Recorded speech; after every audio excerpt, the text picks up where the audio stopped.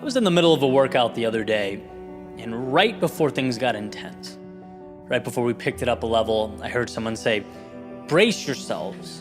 Your minds are about to start lying to you." Now, note, the message was not, "Brace yourselves, you're about to lose focus. Brace yourselves, things are going to get challenging, the path's going to be unclear." No, the message was much, much simpler.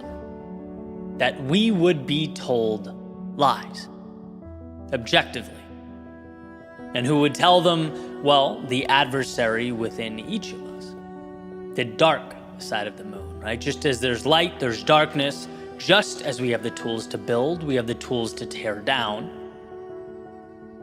In fact, our life trajectories hinge on whether we find those reasons we can or we find reasons we can't. Whether we push those so-called lies away or embrace and adopt them. But here's what I loved most about that comment, why I found it so moving. I'm someone who's fascinated by the power of mindset.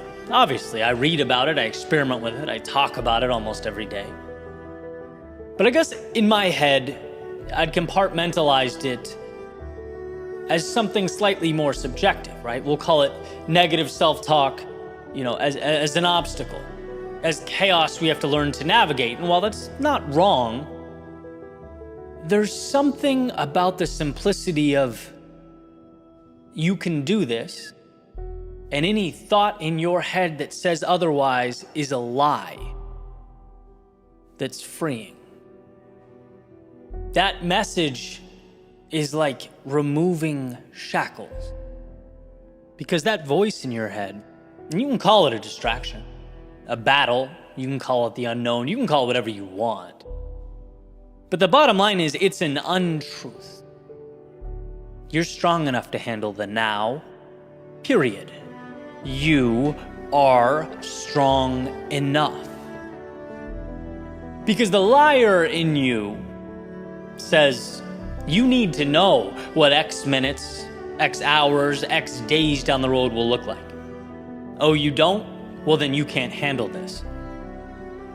It says you need to sustain this pace or maintain this momentum. Imagine how bad that will hurt.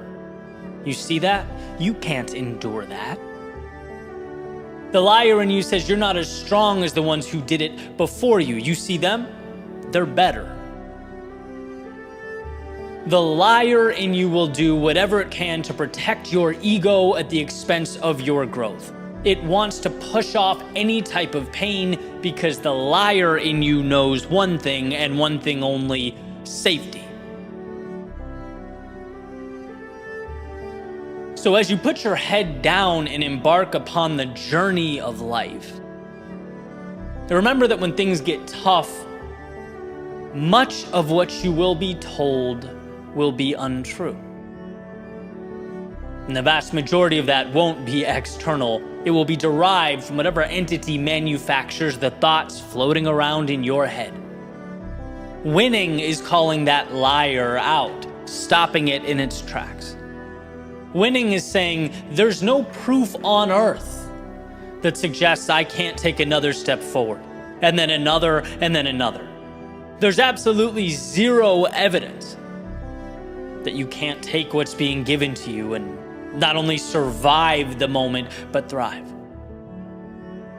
See, when you hold the pen, anything seeking to tell you how the story ends is simply, definitionally, unequivocally not true. Not unless you want it to be. Because the story and its ending are yours. What will become truth is what you write down. Line by line, moment by moment, day by day. So when the liar speaks, understand what she is and keep writing. And when the liar cries out, understand his intentions and keep building. If you want this moment, it's yours. And that is truth.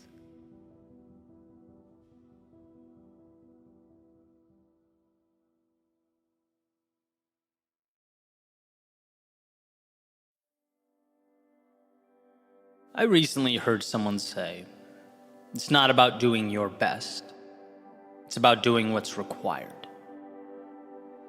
Are they different? Very.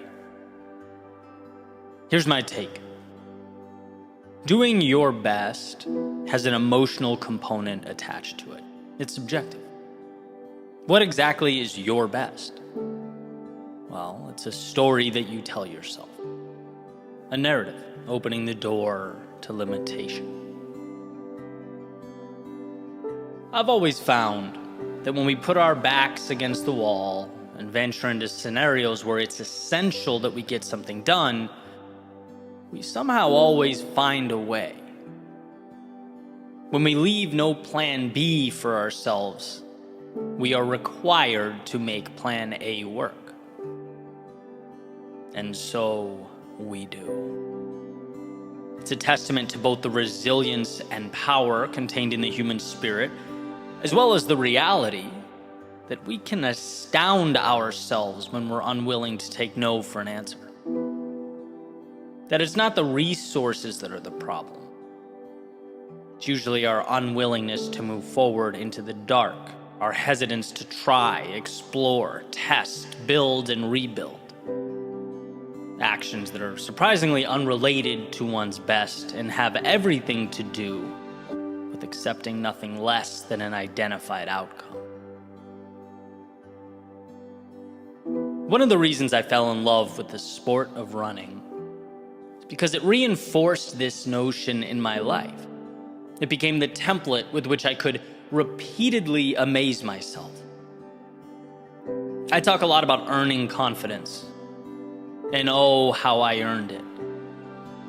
Step by step, mile by mile, day by day, in the sun, in the rain, in the desert, in the woods, through city streets, all over the country and the world, I came to understand the relationship between the turbulence of now and the satisfaction of later. It was on those days I'd push beyond my usual level of comfort, when that cloud of pain and agony would hover over me. I couldn't even really point to where my body hurt. It just all seemed to come together into this one giant hell, and to learn that I could not only endure that, but grow in those moments. To see myself rise above any preconceived notion or understanding of best in order to defeat my demons, conquer the day's objective, it changes the way you see yourself in the world. Now, could onlookers be tempted to call these self-created goals arbitrary, even unnecessary? Sure, and I get why they would, but I'd also completely disagree. Those days were a masterclass in doing what is necessary. Realizing that when you shut your rational brain off and don't give your mind a chance to talk your body out of it, you can see just how powerful you are. You realize that story of your best is nothing more than a house built on sand. Life is not about that story you've told yourself. It's not about your personal records and peak performances, what you think you can do or how far you think you might be able to go. It's about not stopping in the moments when it hurts. Doing what is required, a decision that compounds over time to create what was once impossible. One of my favorite quotes is by Admiral William McRaven, an absolute hero of mine. And funny enough, he says, if you want to change the world, you must be your very best in your darkest moments. And what a beautiful idea, to rise when life presents its periods of turbulence. And sure, it may be a matter of semantics, but in those moments of darkness, I think of your best, not in the traditional sense, not as a personal metric, but as a willingness to do what must be done, a removal of the spotlight from you altogether and instead point it directly at the road ahead, at the task at hand. When you choose to make the journey not about what you can and cannot do, but instead make it about what must be done, the universe, as Paulo Coelho has so elegantly stated, conspires to make it happen. I think back to my journey, and at so many periods my best wasn't good enough. I was so lost and so overwhelmed that the only thing I could do was not stop moving. That was my superpower, simply trudge through the fear of things falling apart, the nagging pride and hurting ego. And what I learned was that life is no different than all those miles I'd put in running. How I felt, or what my previous capabilities were, what I deemed my best to be, it was all noise, it was all irrelevant. What was required was that I move forward through the chaos and to something better, and so I did. And in your world, so can you. The stories we tell ourselves are so powerful, and in many ways valuable in our journey through life. But there's one narrative that eliminates the necessity of so many others. You can get to the top of whatever mountain you are seeking to climb so long as you do not stop. So long as you let go of the limitations tied to your quote-unquote best and instead do what is required to get there. You'll see how adaptable and transformative that best really is, how it's a lagging indicator. It will take time, but you're capable of being patient. And it will have its moments of chaos, but you are capable of weathering those storms. It will present obstacles that leave you unclear, uncertain, sometimes unprepared, but you're capable of picking your head up and moving through that haze. What you know of yourself now is a fraction of a fraction of a fraction of what you're capable of doing. And how far that goes will be determined not by putting a stake in the ground and calling it your personal best, but as Emerson has said, by hitching your wagon to a star and pulling yourself towards its light, a little bit at a time.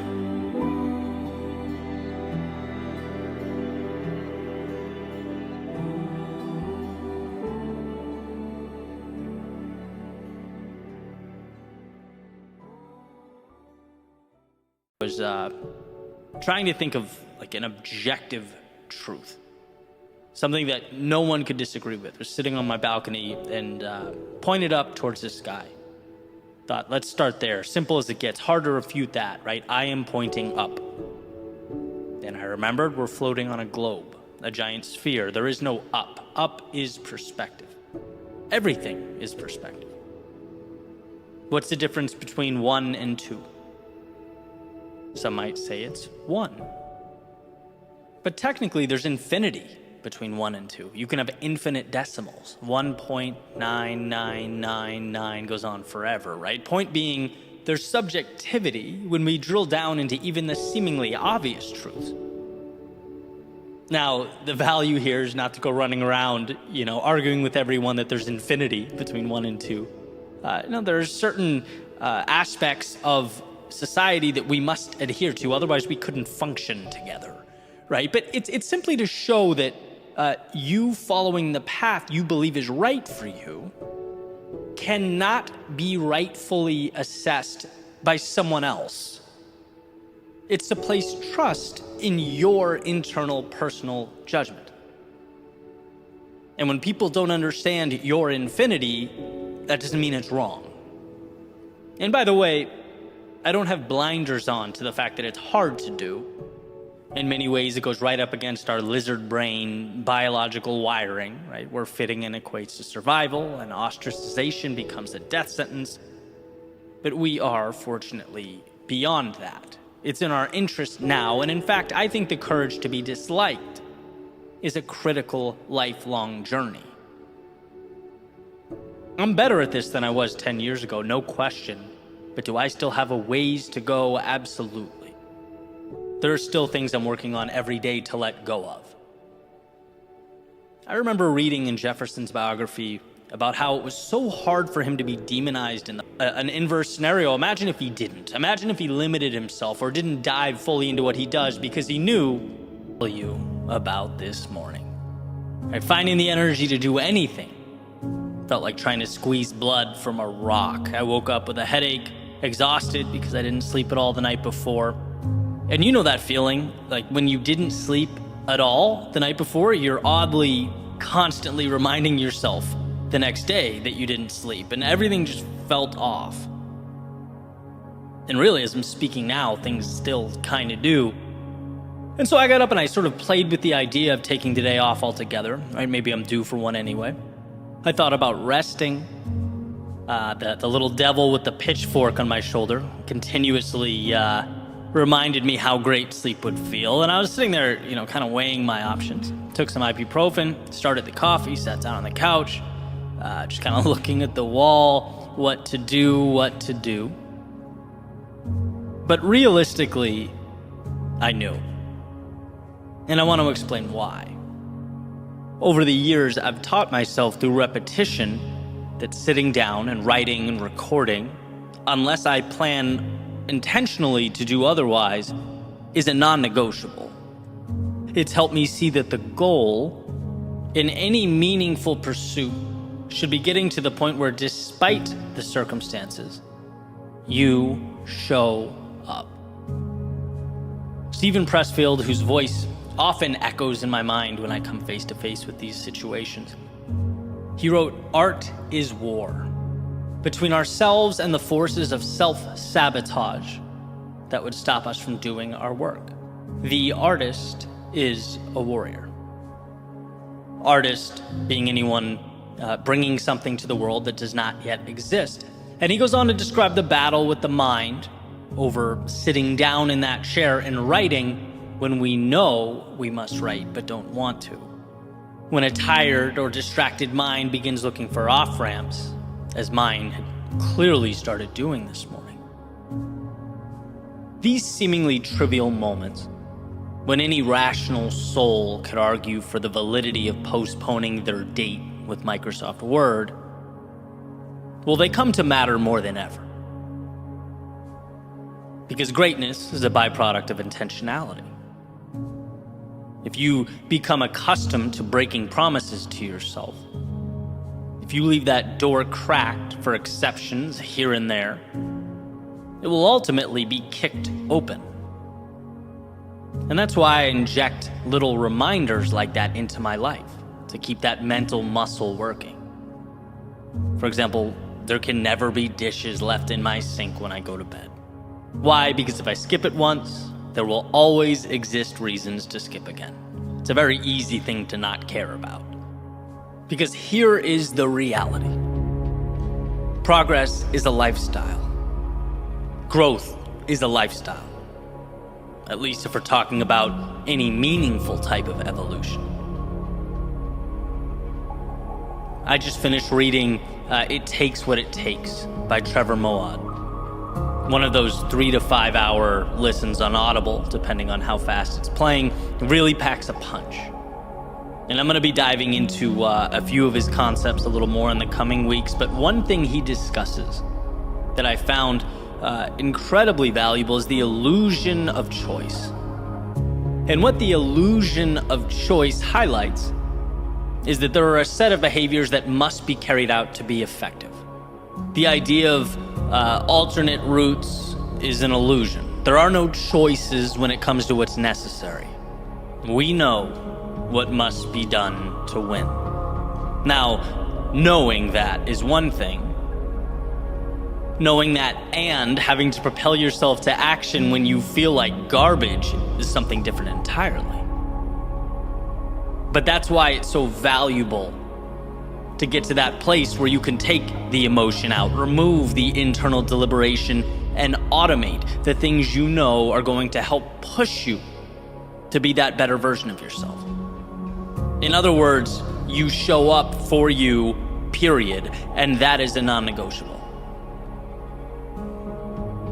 That's the level we all need to get to. And I'm thinking about this, drawing parallels to a lot of different aspects of my day, right? The interval training I have this afternoon. When you're exhausted, 40 minutes in, and are switching from squats to mountain climbers or whatever it is, right? Instructor makes the announcement. I don't think about anything. I don't give myself a chance to try and rationalize any weakness. I know, if this is important to me, keep that door shut. No thinking, just doing next. Simply doing what you always do, what you've signed up for, cannot be self-perceived as some monumental sacrifice. No, it's just what you do. It's neutral. Sometimes you feel like it, sometimes you don't. But you do what you do. And that puts you on track to accomplish some incredible things. And so remembering this ultimately pushed me through that studio door this morning and placed me down right in front of my mic. Sure, I had to adjust some things. Definitely picked some, mellower music. There's going to be no crescendos today or my head will explode. But this is not torture. In fact, I'm really happy with the way the episode's turning out. I would have missed out on something that I think is going to be pretty valuable in a variety of ways. But what I'm telling myself is that this is not a victory. It's certainly not defeat. It's just what I do. And so the question worth asking yourself when facing the adversity life presents, in whatever arena you are in, is, are you willing to show up for you? Can you turn that internal deliberation switch off when it comes to the necessities before you? Minimize that rationalizing that I battled with this morning. We don't need or want that. There should be no thinking, no cracked doors, no metaphorical dishes in the sink. If you decide something is important and you sign that dotted line, when it's time to execute, you act. And then you move directly onto the next. The goal is to not even negotiate with weakness. Now, that's not to say Pressfield's aforementioned war of art won't rage on as you journey to the new horizons you've set out for. But just like anything, it's an understanding that will help you focus, will help you say no to the distractions and the minutia, and continue writing your story, constructing your reality line by line and piece by piece.